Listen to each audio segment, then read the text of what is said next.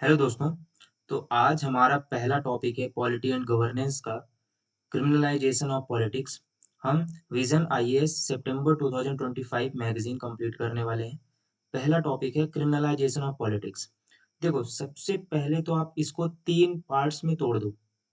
सबसे पहले आपके पास एक अच्छा इंट्रोडक्शन होना चाहिए, ठीक है? उसके बाद बॉडी पार्ट आता है। तो बॉडी पार्ट में क्वेश्चंस कैसे-कैसे बन सकते हैं मैं आपको बताता हूँ। आपसे कॉजेज़ पूछ सकता है कि भाई क्या-क्या कारण है क्रिमिनलाइजेशन ऑफ पॉलिटिक्स का? आप वर्ड से तो समझ रहे होंगे ना, क्रिमिनलाइजेशन ऑफ पॉलिटिक्स का मतलब है कि कुछ क्रिमिनल वगैरह है ना? मैं अभी मीनिंग आपको समझाऊँगा क्या होता है। लेकिन आप पहले एक स्ट्रक्चर बनाओ अपने दिमाग में कि सबसे पहले आपको कॉजेज़ पता होने चाहिए कि क्या-क्या कॉजेज़ हैं भाई क्रिमिनलाइजेशन ऑफ पॉलिटिक्स के। इम्पैक्ट क्या हो रहा है इससे? कुछ कॉन्स्टिट्यूशनल प्रोविजंस आपको पता होने चाहिए और कुछ जुडिशियल प्रोनाउंसमेंट आपको पता होनी चाहिए।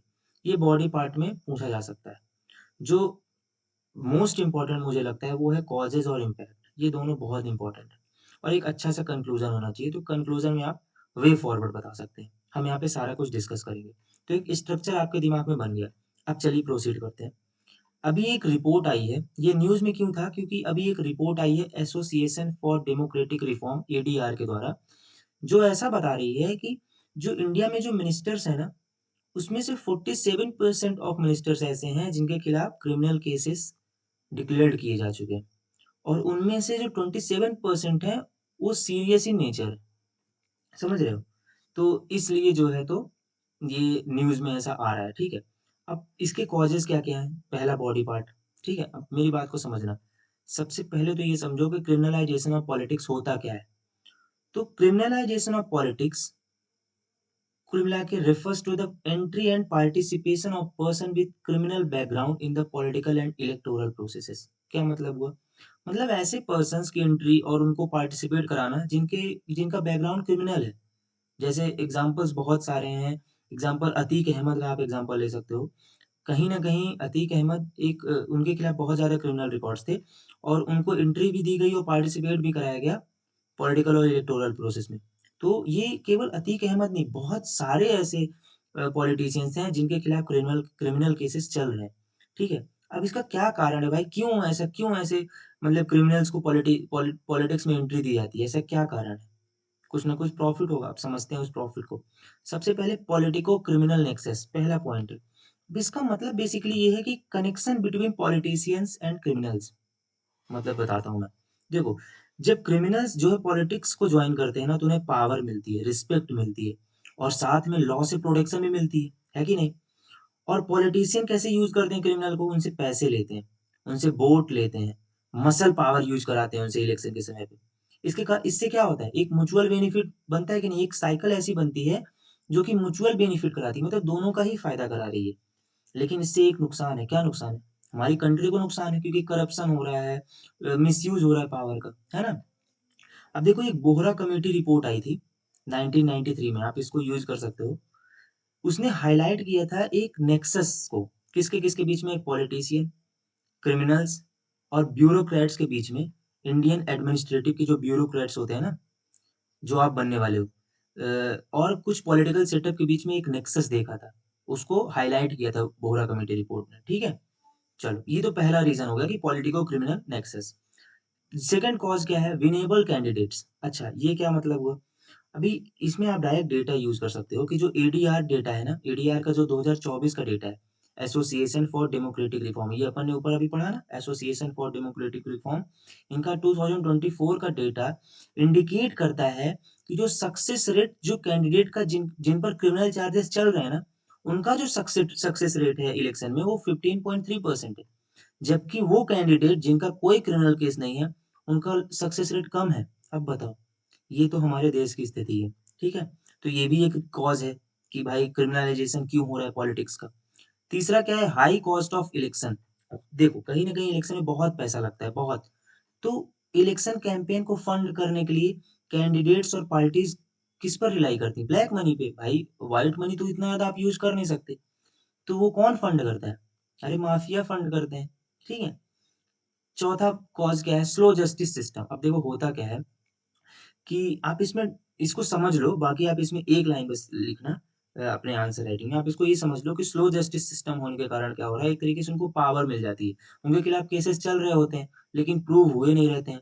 तो उनको ना कोई सज़ा होती है, ना कुछ भी होता है, वो बस हर चीज़ अपने एन्जॉय के साथ कर रहे होते हैं। ठीक है? ये हुआ स्लो जस्टिस सिस्टम का एक जो है तो इम्पैक्ट देखने को मिला। अब आप इसमें आंसर में क्या लिखोगे? इसमें आप सीधा-सीधा लिखना है कि 55% rise in MP with criminal records since 2009। मतलब जो क्रिमिनल रिकॉर्ड्स के जो एमपीज़ हैं ना, उसमें 55% राइज़ देखने को मिला है 2009 के बाद से। ये एडीआर की रिपोर्ट है 2024 की। ये आप सीधा लिखना, ठीक है? 5वां रीज़न क्या है? Identity politics. आप मुझे ये बताओ, हमारे इंडिया में कास्ट और रिलीजन को प्रायोरिटाइज़ किया जाता है कि नहीं? ये नहीं देखा जाता कि कौन उसके पीछे उसके मतलब उसके खिलाफ कौन-कौन से क्रिमिनल्स रिकॉर्ड हैं। केवल ये देखा जाता है ये कौन से कास्ट का है, कौन से रिलीजन का है, उसे लोग वोट दे देते हैं। है कि नहीं? तो ये सब कॉजेज़ हैं। अब इसके इम्पैक्ट भी कुछ हैं, इम्पैक्ट को समझते हैं। सबसे पहले तो यार जो लोग होंगे ना, पब्लिक होगी ना, उसका डेमोक्रेसी पर से फेथ उठ जाएगा। तो कुल मिला के कह सकते हैं लॉस ऑफ क्रेडिबिलिटी, है ना? सेकंड, अब बताओ लॉ जो ब्रेक करने वाले हैं वो लॉ बनाएँगे। जो एमपीज़ और एमएलएज़ हैं, वो ऑलरेडी उनके खिलाफ जो है तो बहुत सारे केसेज़ चल रहे हैं, वो लॉ ब्रेकर्स हैं और वो अब लॉ मेकर्स बन गए। कितनी बड़ी बात है। हमारे इंडिया में ऐसा भी हो सकता है। अनफेयर इलेक्टोरल प्रोसेसेस, इसका मतलब क्या हुआ? कि मतलब देखो कहीं न कहीं जो क्रिमिनल कैंडिडेट्स होते हैं ना, वो इलेक्टोरल कॉम्पिटिशन को डिस्टॉर्ट कर देते हैं। सामने वाले को धमका देते हैं कि नहीं, ये करना है, ऐसा करना है, समझ रहे हो? और इंस्टीट्यूशनलाइज्ड करप्शन इंस्टी institutionalised corruption sorry sorry for that institutionalised corruption कुल मिला के एक तरीके से इंस्टीट्यूशनलाइज्ड करप्शन होता है। कैसे? जो इंस्टीट्यूशन होते हैं ना, वो सब मिल के करप्शन करते हैं। समझ रहे हो? जैसे आप कोई सा भी इंस्टीट्यूशन उठा लो, वो सब जो है तो एक तरीके से सिस्टमैटिक करप्शन होने लगता है, कि सब कुछ लिंक्ड है। ये पॉलिटिक्स में होता है, ठीक है? ये सब जो है तो कहीं न कहीं ये सब क्या है इम्पैक्ट है, कि आखिर अगर पॉलिटिक्स का क्रिमिनलाइज़ेशन होगा तो ये सारे इम्पैक्ट हैं, ठीक है? ये 2 बॉडी पार्ट आपके कवर हो गए। तीसरा है आपके पास कुछ कॉन्स्टिट्यूशनल और लीगल प्रोविजंस होने चाहिए, बहुत आसान है, आप समझना मेरी बात को, ठीक है? क्या है कॉन्स्टिट्यूशनल और लीगल प्रोविजन ताकि रिड्यूस किया जा सके क्रिमिनलाइज़ेशन ऑफ पॉलिटिक्स को, ये क्वेश्चन पूछा जा सकता है, ठीक है? देखो, एक 1951 में रिप्रेजेंटेशन ऑफ पीपल एक्ट आया था, जिसमें एक है सेक्शन 8 और एक है सेक्शन 11। अब समझना, दोनों को समझना, बड़े ध्यान से समझना, ठीक है? इसमें ऐसा है कि सेक्शन 8 के अंदर डिस्क्वालिफिकेशन किया जाएगा किन इंडिविजुअल का? जो कि हीनियस क्राइम किए रहेंगे। हीनियस मतलब बहुत ही सीरियस क्राइम्स, ठीक है? और या फिर उन्हें 2 साल या 2 साल से अधिक की सज़ा हुई होगी। तो उन्हें डिस्क्वालीफाई कर दिया जाएगा। ये सेक्शन 8 कहता है रिप्रेजेंटेशन ऑफ पीपल एक्ट 1951 का। लेकिन अभी समझना इसमें एक ट्विस्ट है। सेक्शन 11 क्या कहता है? ये ईसी को पावर देता है कि वो रिमूव कर सके और रिड्यूस कर सके पीरियड ऑफ डिस्क्वालिफिकेशन को। अब बताओ, समझ रहे हो? ये पावर अभी रिसेंटली जो है सितंबर 2019 में यूटिलाइज़ की गई थी। किसकी डिस्क्वालिफिकेशन पीरियड को कम करने के लिए? प्रेम सिंह तमंग की। अब आप चेक करना ये कौन-सी पॉलिटिकल पार्टीज़ की हैं, कौन-सी पॉलिटिकल पार्टी के हैं, ठीक है? चलो, अब अभी कुछ रीसेंट इनिशिएटिव लिए गए हैं, जैसे अभी आप सुने होंगे ना 138 कॉन्स्टिट्यूशनल अमेंडमेंट बिल। तो इसमें बेसिकली क्या बताया गया कि हम आर्टिकल 75 और आर्टिकल 164 को अमेंड करेंगे। इसने ऐसा प्रपोज़ किया है कि जो मिनिस्टर अरेस्ट होते हैं और उन्हें डिटेन किया जाता है 30 कंसेक्यूटिव डेज़ के लिए, किसी भी एलिग्ड ऑफेंस पनिशेबल जिसमें कम से कम 5 साल की सज़ा हो रही हो, तो उन्हें ऑफिस से रिमूव कर दिया जाएगा। ठीक है? ये तो आपने सबने सुना ही होगा। ठीक है? अब देखो 3 अपने पास बॉडी पार्ट्स हो गए। कॉज़ हो गया, इम्पैक्ट हो गया और कुछ हमारे पास कॉन्स्टिट्यूशनल प्रोविजंस हो गए। ठीक है? अब एक और होनी चाहिए judicial pronouncements related to criminalisation of politics. अब समझना। देखो एक हुआ था union of India versus association for democratic reforms 2002। उसने ईसीआई को डायरेक्ट किया था कि सिक्योर करो भाई एफिडेविट्स उन कैंडिडेट से और उनकी डिटेलिंग लो, सारे के सारे जो पास्ट में पेंडिंग और क्रिमिनल चार्जेस चल रहे हैं उनमें एक एफिडेविट बनवाओ उन कैंडिडेट से और उन्हें क्या क्या माने पनिशमेंट उन्हें मिली है, ये सब का एक एफिडेविट तैयार करो। ये इलेक्शन कैंपेन ऑफ इंडिया को ऐसा डायरेक्ट किया था किसने? कोर्ट ने किया था। ये इस केस में किया था। सेकंड एक है lily Thomas versus union of India case. इसमें ऐसा बोला गया कि यार इमीडिएट डिस्क्वालीफाई करो उन सारे सिटिंग लेजिस्लेटर को जो कि 2 या 2 से अधिक साल की इम्प्रिजनमेंट में सेंटेंस्ड होते हैं, उनको तुरंत डिस्क्वालीफाई करो। तीसरा केस आता है public interest foundation versus union of India 2019, जिसमें ऐसा बोला गया कि पॉलिटिकल पार्टीज जो पब्लिश कर रही हैं the criminal record of their candidates, मतलब पॉलिटिकल पार्टीज को पब्लिश करना पड़ेगा उनके सारे कैंडिडेट्स का क्रिमिनल रिकॉर्ड उनकी वेबसाइट में, सोशल मीडिया में या फिर लोकल न्यूज़पेपर में आप पब्लिश करो। तब तो लोगों को पता चलेगा भाई कि हाँ ये कैसा आदमी है, इसके पीछे क्या क्या क्रिमिनल केसेस चल रहे हैं। ठीक है, अब देखो ये आपके पास बॉडी पार्ट्स में 3 हो गए। मेरे को जहाँ तक लगता है बहुत कम चांसेस है कि आपसे इसका वे फॉरवर्ड पूछा जाए। वे फॉरवर्ड को आप डायरेक्टली यूज कर सकते हो अपने कंक्लूजन में। तो कंक्लूजन में आप सीधा-सीधा ऐसा वे फॉरवर्ड दे सकते हो कि इन्हेंस्ड पेनल्टीज और फॉर फॉल्स एफिडेविट्स, मतलब ऐसी पेनल्टीज हमें इन्हेंस करनी चाहिए। अगर कोई फॉल्स एफिडेविट्स देता है तो हमें पेनल्टीज लगानी चाहिए उनके ऊपर। साथ में एक हमें डेडिकेटेड इलेक्शन इलेक्शन बेंचेस बतानी चाहिए। ठीक है, और एक सेक्शन 11 हमने पढ़ा था ना जिसमें ईसी को जो है तो पावर देता है कि हम डिस्क्वालिफिकेशन पीरियड को रिड्यूस कर सकते हैं, हटा भी सकते हैं। उसको थोड़ा रिव्यू करो भाई। ठीक है, ये सारे वे फॉरवर्ड हैं, आप इसको कंक्लूजन में डायरेक्टली यूज कर सकते हो। तो ये हमारा पहला टॉपिक यहीं खत्म होता है। Thank you. हेलो दोस्तों, तो आज हम विजन आईएएस 2025 सितंबर महीने की मैगजीन का पॉलिटी सेक्शन का सेकंड टॉपिक कर रहे हैं, जो कि जुडिशियल पेंडेंसी। ठीक है, आपको टॉपिक का नाम समझ में आ रहा होगा, जुडिशियल पेंडेंसी। केसेस वगैरह बहुत ज़्यादा पेंडिंग रहते हैं, उसी को हम जुडिशियल पेंडेंसी कहते हैं। ठीक है, तो सबसे पहले इस टॉपिक को हम थोड़ा सा डिवाइड कर देते हैं। हमारे पास एक अच्छा इंट्रोडक्शन होना चाहिए। बॉडी पार्ट में हमारे पास रीजंस क्या क्या हैं भाई, क्यों जुडिशियल पेंडेंसी है, उससे इम्पैक्ट क्या क्या हो रहा है, ये पूछा जा सकता है। और फिर एक अच्छा सा कंक्लूजन होना चाहिए, और कंक्लूजन में हम वे फॉरवर्ड बता देंगे। ठीक है, तो चलिए स्टार्ट करते हैं। सबसे पहले ये न्यूज़ में क्यों था?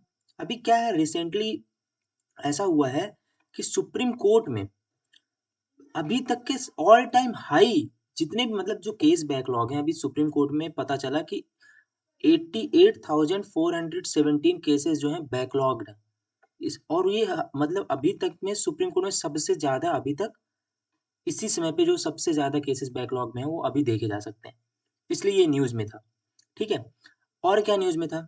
डिस्ट्रिक्ट कोर्ट में 4.6 करोड़ पेंडिंग केसेस हैं। हाई कोर्ट में 63 लाख केसेस पेंडिंग है। ये किसका डेटा है पता है? नेशनल जुडिशियल डेटा ग्रिड है ये। ठीक है? अब मेरी बात को समझना, ये तो न्यूज़ वाला पार्ट हो गया, ये ज़्यादा इम्पोर्टेंट रहता नहीं है। मेन जो आपके लिए इम्पोर्टेंट है वो है कि रीजंस क्या है भाई, कि मतलब ये क्यों पेंडिंग है केसेस। देखो ये इंट्रोडक्शन आपके पास मिल गया। ठीक है, अगर आपको कभी भी क्वेश्चन आएगा तो आप सिंपल से ये डेटा आप डाल सकते हो। According to the national judicial data grid, the backlogged cases in Supreme Court hits all-time high of 88,417. Also, District Court have nearly 4.6 crore pending cases and High Court have nearly 63 lakhs cases pendency. तो ये आप introduction के लिए use कर सकते हो। ठीक है, अब बॉडी पार्ट का बताता हूँ। बॉडी पार्ट में बेसिकली पहला है हमारे पास रीजंस, क्या क्या कारण है भाई। तो कारण खुद पहले तो सोचो, फिर मैं बताता हूँ। ठीक है, कीवर्ड्स याद रखना है, आपको सारे कारण पता है ऑलरेडी। इनएडिक्वेट जज पॉपुलेशन रेशियो, इसको समझो। इसका मतलब ये है कि जो पॉपुलेशन है हमारे कंट्री की वो बहुत ज़्यादा है और जजेस कम है। एक 120th लॉ कमीशन लाया गया था, उसके अकॉर्डिंग ऐसा बोला गया था कि 1 मिलियन पॉपुलेशन में 50 जज होंगे। लेकिन इंडिया में अभी क्या है, 1 मिलियन पॉपुलेशन में केवल 21 जजेस हैं। मतलब आधे का भी आधा, मतलब आधे से भी कम, मतलब है कि नहीं। तो ये तो दिक्कत है, पहले तो आप यही यूज कर लेना। सेकंड पॉइंट है, रीजन क्या है कि इनइफेक्टिवनेस of alternate design resolution ADR. समझना इस बात को, एक एग्जांपल देके समझाता हूँ। क्या हुआ था कि ग्राम न्यायालय जो थे, जिनको विलेज कोर्ट्स बोलते हैं, उनको प्रपोज किया गया था कि भाई छोटे मोटे जो क्लेम्स होते हैं ना रूरल रूरल एरियाज में, उनको थोड़ा सा आप संभालो, और जो मेन जुडिशरी जो है उस पर जो वर्कलोड आता है उसको थोड़ा कम हो जाने दो। लेकिन उसको क्या हुआ, उसका क्या हुआ, वो इफेक्टिवली इस्टेब्लिश ही नहीं की गई बहुत सारे स्टेट्स में। मैं अगर आपको बताऊँ तो आपके भी स्टेट्स में आप विलेज न्यायालय बहुत कम देखे होंगे, आपको पता भी नहीं होगा कि विलेज न्यायालय कहाँ है। तो इस कारण से ये भी एक मतलब इनइफेक्टिवनेस हुआ एडीआर का। ठीक है, तीसरा पॉइंट है सिस्टमैटिक एंड प्रोसीजरल इनएफिशिएंसीज। ये क्या पॉइंट है, देखो बहुत सारी मल्टीपल अपील्स आती रहती हैं, बहुत सारे ऐसे एडजमेंट्स आते रहते हैं, लिटिगेशंस ऐसी आती रहती हैं, ऐसे-ऐसे लॉज़ आते रहते हैं। मतलब एक तरीके से जो केसेस आ रहे हैं ना, उसमें कोई एक सिस्टमैटिक ग्रुपिंग नहीं होती है। मतलब कोई भी सिस्टमैटिक ग्रुपिंग सिमिलर केसेस की देखी नहीं जा सकती।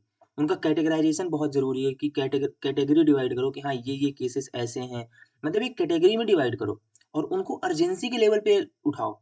जैसे कौन-सा अर्जेंट है उसको पहले करो, जल्दी से उसका फैसला सुनाओ। मतलब ये चीज़ें कहीं न कहीं दिक्कत है हमारे यहाँ। ये भी रीज़न है कि केसेस क्यों पेंडिंग चल रहे हैं। ठीक है? इसके कारण इनएफिशिएंसीज़ आ रही हैं। और चौथी चीज़ क्या है? Deficiencies in judicial infrastructure and technology. बात को समझो। जुडिशियल इंफ्रास्ट्रक्चर जो है बहुत ही कमज़ोर है, बहुत डिफिशिएंसी है और टेक्नोलॉजी में भी बहुत ज़्यादा डिफिशिएंसी है। मतलब इसका क्या हुआ? इंडिया की जो जुडिशरी है ना, वो देखो सपोर्ट स्टाफ कम है पहली बात। बेसिक एमेनिटीज़ जो होती है ना, जो लोअर कोर्ट्स में होनी चाहिए मतलब एक कुछ टेक्नोलॉजिकल इक्विपमेंट्स वगैरह डिजिटली बहुत ही पुअर है।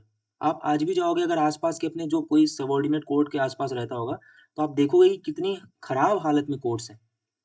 उससे ज़्यादा सही तो आपका कलेक्ट्रेट बना होता है। समझ रहे हो? तो मतलब ये एक दिक्कत है, मतलब इंफ्रास्ट्रक्चर भी बहुत खराब है, टेक्नोलॉजी भी बहुत ज़्यादा खराब है। ठीक है? फाइनेंशियल कंस्ट्रेंट्स इसका मतलब क्या हुआ? इंडिया केवल और केवल अपने जीडीपी का 0.1% ही खर्च करता है जुडिशरी में, लेकिन डिफेंस में 2% खर्च करता है। समझ रहे हो? मतलब कितना ज़्यादा डिफरेंस है, 0.1 है, 1% नहीं 0.1 और इसमें केवल 2%। ठीक है? गवर्नमेंट एज़ अ लिटिगेटर ये इम्पोर्टेंट पॉइंट है, लेकिन इसको आप लास्ट में यूज़ करना, शुरू में मत यूज़ करना। ठीक है? जो गवर्नमेंट की जो एजेंसीज़ है ना, वो भी एक रिस्पॉन्सिबल है क्योंकि 50% लिटिगेशन किसके द्वारा की जा रही है? गवर्नमेंट के द्वारा की जा रही है। मतलब जो गवर्नमेंट की एजेंसीज़ हैं, वो बहुत ज़्यादा मतलब उनके ही बहुत सारे केसेस हैं जो सुप्रीम कोर्ट में पेंडिंग चल रहे हैं। समझ रहे हो? ये सब दिक्कतें हैं, तो ये सब रीज़न्स थे। एक और रीज़न आप डाल सकते हो जो कि गवर्नमेंट की जो सेंट्रल अथॉरिटी रहती है वो बोलती है। वैसे आप ना भी डालो तो चलेगा लेकिन फिर भी मैं आपको बता देता हूँ कि जो सुप्रीम कोर्ट्स के जजेस हैं, वो 2 महीने की लीव लेते हैं समर वेकेशन की। तो उसको भी कहा जाता है कि ये भी एक रीज़न है कि इतने ज़्यादा पेंडिंग केसेस हैं और ऑलरेडी आप लीव ले रहे हो। ठीक है? तो ये रिलेट करने के लिए मैंने बता दिया। उसके बाद है इम्पैक्ट क्या-क्या है जुडिशियल पेंडेंसी के। देखो, सबसे पहले तो वायलेशन ऑफ फंडामेंटल राइट्स। अब ये समझना कैसे? जो आर्टिकल 21 है ना, वो हमें क्या देता है? Right to life and liberty. सही बात है। सुप्रीम कोर्ट ने क्या किया? हुसैनारा खातून versus state of Bihar case में उसने ऐसा बोला कि देखो राइट टू स्पीडी ट्रायल जो है, मतलब जल्द से जल्द फैसला जो होता है, वो आर्टिकल 21 का पार्ट है। तो अगर आर्टिकल 21 का पार्ट है और राइट टू स्पीडी ट्रायल अगर नहीं हो रहा है, तो कहीं न कहीं फंडामेंटल राइट वायलेट हो रहा है कि नहीं? सुप्रीम कोर्ट के अकॉर्डिंग। तो ये आप पॉइंट यूज़ कर सकते हो। इस एग्ज़ाम्पल के साथ यूज़ करना। मतलब ये जो आपको बताया गया है ना, इसके साथ यूज़ करना, तो ये पॉइंट अच्छे तरीके से शो होगा एग्ज़ामिनर को, ठीक है? सेकंड पॉइंट आप यूज़ कर सकते हो कि सोशल इम्प्लीकेशंस। अच्छा, इस पॉइंट को थोड़ा-सा समझो भी ध्यान से। क्या हो रहा है कि जो क्रिमिनल ट्रायल्स में जो डिले होते हैं ना, वो क्या करते हैं, जो ऑफेंडर्स होते हैं, उनको कहीं न कहीं उनके अंदर से डर खत्म होता है कि नहीं खत्म होता है? डिटरेंस जो होती है, वो कम होती है कि नहीं खत्म होती? कम होती है कि कम होती है ना? क्यों कम होती है? केसेस चल रहे होते हैं, उनको पता है क्या ही हो जाएगा यार, फैसला तो नहीं आने वाला है, अभी तो नहीं आएगा, अभी 5 साल और चलेगा। मतलब इतने ज़्यादा रिलैक्सेशन दे के रखे हैं जुडिशरी में कि अगर आपका आज फैसला आया, आप तो निर्भया केस के बारे में आप जानते ही होंगे। मतलब 7-8 साल बाद, उससे भी ज़्यादा शायद मुझे एग्ज़ैक्टली याद नहीं है, कई सालों बाद उन्हें जो है तो सज़ा हुई थी। ठीक है? तो कहीं न कहीं ये वो भी इतना बड़ा केस था वो, मतलब इतना ज़्यादा सेंसिटिव केस था कि बाकी केसों की तो बात ही आप छोड़ दो। ठीक है? सेकंड पॉइंट है disproportionate impact on the poor. अच्छा, इस बात को समझना। बहुत सारे ऐसे प्रिज़नर्स हैं इंडिया में, ऐसा बताया जा रहा है कि 76% प्रिज़नर्स ऐसे इंडिया में हैं, जिनके खिलाफ कोई अभी ऐसा नहीं है कि मतलब सज़ा घोषित हो चुकी है। मतलब ऐसा नहीं बताया गया कि हाँ, ये क्रिमिनल है, लेकिन फिर भी वो अंडर ट्रायल जेल में रहते हैं या फिर पुलिस कस्टडी में रहते हैं, जुडिशियल कस्टडी में रहते हैं। जुडिशियल कस्टडी तो समझ लो कम दिन की ही रहती है, लेकिन जो जेल में भी बहुत सारे लोग ऐसे रहते हैं, समझ रहे हो? तो ये पुअर जो लोग हैं ना, उन पर बहुत दिक्कत करता है, ठीक है? Under trial prisoners about 60 76% of prisoners in India. अब बताओ। अगला है इकोनॉमिक इम्प्लीकेशंस क्या है? ये सोशली था, सोशल इम्प्लीकेशंस था। अब इकोनॉमिक इम्प्लीकेशंस को समझो। सबसे पहली बात तो पार्टीज़ जो होती हैं ना, वो क्या करती हैं, बहुत सारा पैसा खर्च करती हैं लगातार हियरिंग्स करवाने में, एडजर्नमेंट्स करवाने में और लॉयर की फीस वगैरह में। उनके पास पैसे होते हैं तो करते हैं। तो कहीं न कहीं आप इससे ये कह सकते हो लिटिगेशन कॉस्ट बढ़ रही है कि नहीं? सेकंड, स्टॉल्ड प्रोजेक्ट, जो लैंड एक्विजिशन के केसेस होते हैं और इन्वायरमेंटल क्लियरेंस के केसेस होते हैं, वो क्या करते हैं, इंफ्रास्ट्रक्चर बनने से रोक देते हैं। जो इंफ्रास्ट्रक्चर डेवलपमेंट हो रहा होता है तो उसमें कोई केस कर देता है, स्टे लग जाता है, तो उससे क्या होगा, इंफ्रास्ट्रक्चर तो बनेगा नहीं, तो कहीं ना कहीं डेवलपमेंट रुक जाएगा ना। तो ये भी एक इकोनॉमिक इम्प्लीकेशन का पार्ट है, ठीक है। अगला पॉइंट आप यूज कर सकते हो, इरोजन ऑफ ट्रस्ट। इसका मतलब क्या हुआ, अब आप मुझे ये बताओ, होता क्या है कि लोग बोलते हैं अरे यार वहां जाएंगे केस लड़ने, और पता नहीं कितने सालों तक जमीन का विवाद चलता रहेगा, वहां पे फंसा रहेगा केस, पता नहीं कितने साल लग जाएंगे, फैसला ही नहीं आएगा। अगर आप लोग जानते होगे तो आप लोग के भी अगर रिलेट कर पा रहे होगे तो बहुत सालों तक जो है केसेस चलते रहते हैं और उसका कोई सोल्यूशन निकलता नहीं है। तो लोग क्या करते हैं, ब्लैक कोट सिंड्रोम, इस कीवर्ड को याद कर लो, ये कीवर्ड यूज कर सकते हो। ये एक एक्स्ट्रा लीगल मेथड है ताकि रेजोल्यूशन को डिस्प्यूट, मतलब जो डिस्प्यूट्स हैं उनको रिजॉल्व किया जा सके, उनका भी यूज करने लगते हैं, है कि नहीं। तो ये कहीं ना कहीं दिक्कत वाली बात है ना। वो कैसा मेथड है, इलीगल है कि लीगल है, ये लोग थोड़ी ना देखेंगे, केवल ये देखते हैं कि हाँ हमें इसका सोल्यूशन चाहिए, ठीक है। तो ये सब दिक्कत है। अब ये स्कीम वाला जो पार्ट है आप इसको पूरी तरीके से अवॉइड कर दो, ये जो है आप इसको छोड़ सकते हो, ठीक है, ये इंपॉर्टेंट नहीं। अगला है वे फॉरवर्ड। अब ध्यान से समझना, ये कंक्लूजन में आप यूज कर सकते हो, तो इसमें तो 4-5 कीवर्ड्स याद रखो, क्योंकि वे फॉरवर्ड पर क्वेश्चन आना लगभग लगभग मुश्किल है, ठीक है। जो मेन इंपॉर्टेंट है, आप इसको कंक्लूड कैसे करोगे, कंक्लूजन में कैसे यूज करोगे। देखो आप सीधा बोल सकते हो कि एक सेंट्रल अथॉरिटी बनाओ भाई, सबसे पहले तो, जो कि हमारे फॉर्मर सीजेआई जस्टिस जो थे ना, एनवी रमन्ना, 2021 में ऑलरेडी उन्होंने प्रपोज कर दिया है कि यार इस्टेब्लिश करो एक नेशनल जुडिशियल इंफ्रास्ट्रक्चर अथॉरिटी। उस उसको मतलब प्लान करो, उसको क्रिएट करो, उसको मैनेज करो और मेंटेन करो एक फंक्शनल इंफ्रास्ट्रक्चर इंडियन कोर्ट्स के लिए, ठीक है। एडहॉक जजेस जो होते हैं उनको अपॉइंट करो। एडहॉक जजेस मतलब कौन, जो रिटायर वगैरह हो चुके हैं, उनको एक्सपीरियंस रिटायर जजेस को एडहॉक जजेस में सुप्रीम कोर्ट और हाई कोर्ट में जो है तो इन्वोक करो, ठीक है। सेटिंग टारगेट्स एंड टाइमलाइंस, मतलब टारगेट वगैरह बनाओ यार कि हाँ इतने दिन मुझे इतने, मतलब एक साल में मुझे इतने केसेस सॉल्व करने हैं। हाई कोर्ट्स वगैरह को बोलो और सबऑर्डिनेट कोर्ट्स को कि यार जल्द से जल्द जो टारगेट्स हैं आप अपने कंप्लीट करो, है कि नहीं। एडजमेंट को कंट्रोल करो, रिफॉर्म करो लिटिगेशन प्रैक्टिसेस को, प्रायोरिटाइजिंग एडीआर मैकेनिज्म को, मतलब प्रायोरिटाइज करो एडीआर मैकेनिज्म को। देखो ये जो 5-6 मैंने कीवर्ड्स बताए ना, ये आप डायरेक्टली यूज कर सकते हो अपने कंक्लूजन में। इसका कहीं यूज नहीं है कि आप सोचो रीजन में यूज कर दोगे या फिर इम्पैक्ट में या फिर ये क्वेश्चन में यूज करोगे, केवल आपको इसका यूज आएगा कंक्लूजन में। तो ये हमारा दूसरा टॉपिक यहीं पे खत्म होता है। तो हेलो दोस्तों, तो हम विजन आईएएस सितंबर 2025 महीने की मैगजीन को कंप्लीट कर रहे हैं, जिसमें हम पॉलिटिक्स सेक्शन को सबसे पहले कर रहे हैं और पॉलिटी के हमने 2 टॉपिक ऑलरेडी कर लिए हैं। आज हमारा तीसरा टॉपिक है जो कि है नेशनल मेडिकल कमीशन, एनएमसी। अब एनएमसी है क्या, पहले तो एनएमसी को समझ लो। एनएमसी बेसिकली एक टॉप बॉडी है जो कि रेगुलेट करती है मेडिकल एजुकेशन को और प्रैक्टिसेस को इंडिया में। समझ गए क्या बताया मैंने, कि एक ये टॉप बॉडी है जो कि मेडिकल एजुकेशन और प्रैक्टिसेस इन इंडिया, जो भी मेडिकल प्रैक्टिसेस होती है ना, उनको रेगुलेट करती है। अब ये न्यूज में क्यों थी भाई, सबसे पहले तो ये समझो।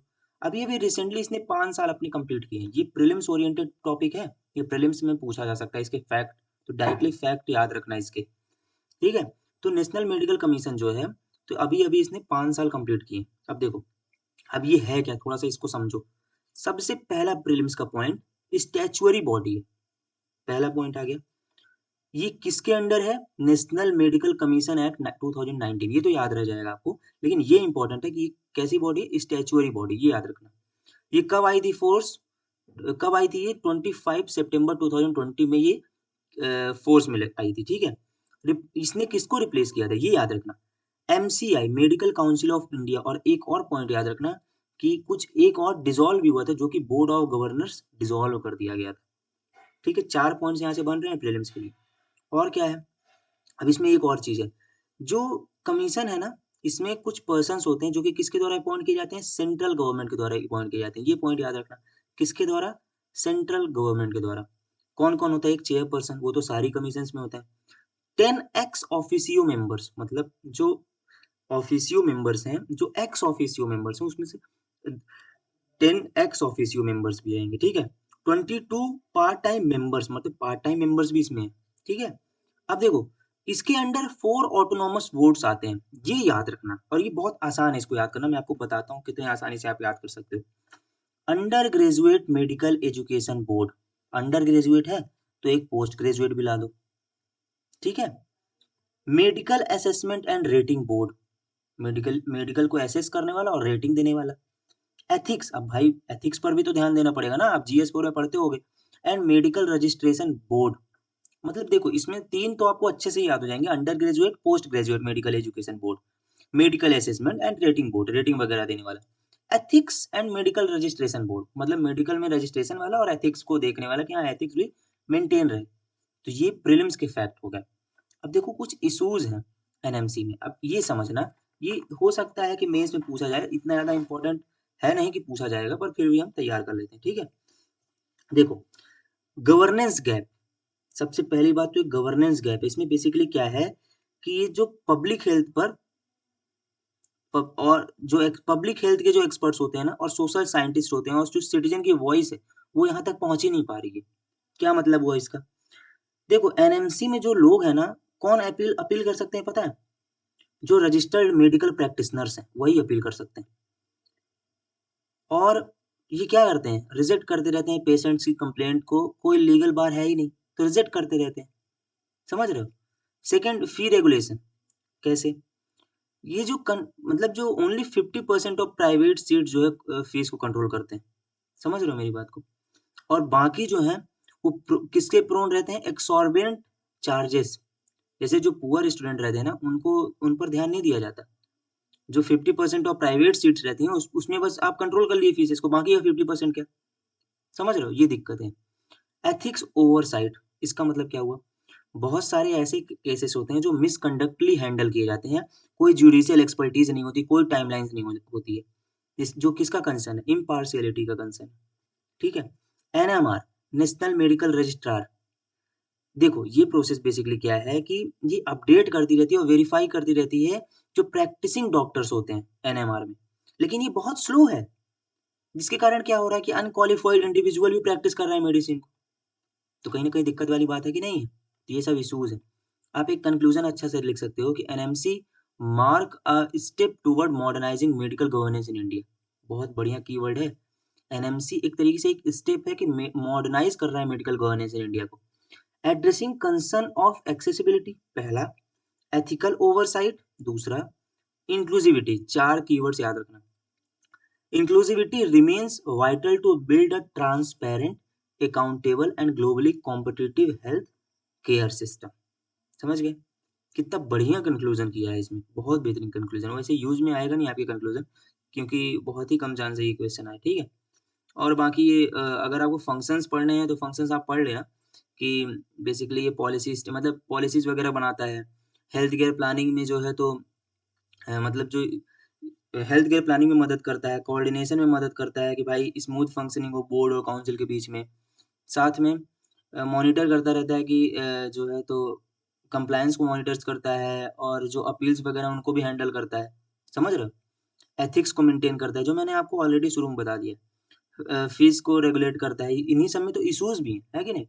लाइसेंसिंग को रेगुलेट करता है, अभी लाइसेंसिंग की बात की ना अपन ने एनएमआर में, ठीक है? तो ये सारे, ये अपना तीसरा टॉपिक था, ये भी कंप्लीट हो गया, हमारा पॉलिटी सेक्शन कंप्लीट हो गया। Thank you so much.